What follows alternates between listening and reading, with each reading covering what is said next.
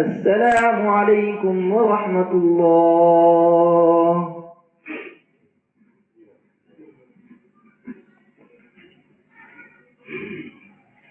الله أكبر.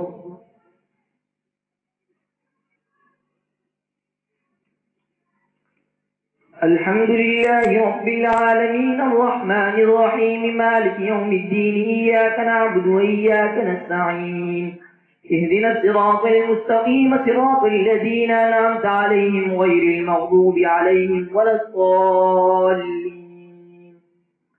ولا تقولن لشيء إني فاعل ذلك غدا إلا أن يشاء الله واذكر ربك إذا نسيت وقل عسى أن يهدني ربي ليقرأ من هذا رشدا.